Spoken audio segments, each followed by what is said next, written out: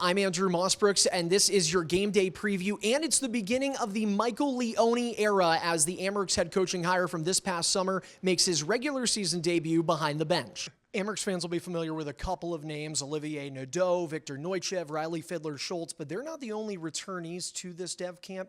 How much of a benefit is it for the guys coming around for a second time? Well, as the Buffalo Sabres continue with their 2025 development camp, we are checking in with head coach and former Amherst Lindy Ruff. It is great to talk to you, Lindy, and I guess we'll start with where we are right now. The dev camp is in the present. The players probably more geared toward the future of the franchise, but how important is this for these young players? There's an opportunity in front of you now to make the transition to North America, potentially with the Rochester Americans.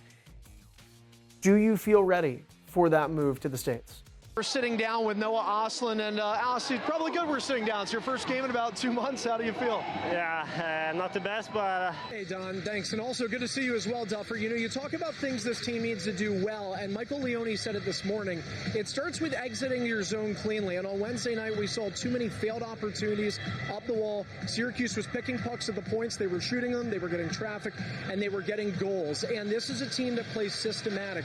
So the Amherst need to plot this game out, set a course for success in all 3 zones, be diligent to your identity, and if they can do that tonight, they should be able to get this week split against the Crunch and end up with 2 points, and more importantly, a win on home ice. Just over 6 minutes of time in that second period. Not comfortable for Malcolm Subban, his return to Rochester. There were a couple of Sub chants from the fans, but they quickly got drowned out by some Amherst goals. They may love their former teammate, but he is a former teammate tonight. What are you seeing? I see the Amherst trying to continue distancing themselves from those cellar dwellers, if you will, those teams that are chasing from the outside looking in, as Rochester is 4th, tied for 3rd in the division. And on the other side, I think Utica is that itch that nobody has been able to scratch in this North Division. You're trying to get rid of them. They keep finding a way to claw their way back into this conversation. They've got size. They're heavy. There's veterans on this team. They are not done chasing a playoff spot just yet. You know, the period went 20 minutes, but the story can be described in about 2. It was 3 goals in a minute and 54-second span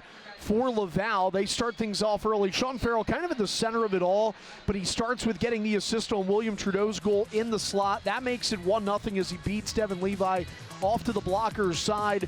And then just a little over a minute later, this is actually a minute 5 seconds later, it is Machar with the goal. This one, as Don just perfectly described, sort of knuckleballs. I actually think it goes off Lecision and rides over top the shoulder of Devin Levi. And then after that, Nikita Novikov in the penalty box. Power play, Rocket don't miss. It's Davidson purposefully angling the puck off from that right wing side right toward the open facing blade of Sean Farrell. 3-0 Rocket out of nowhere. Goals scored a minute 54 apart. All 3 of those goals in that under 2 minute span. But fortunately, Zach Jones gets Rochester on the board. One-time blast from the right point. Credit Isaac Beliveau, who feeds him the puck there for that primary assist for Belly. And Jones' 3rd of the season gets the Amherst out of that 3-0 hole, but they are down by 2 still as we enter the 3rd.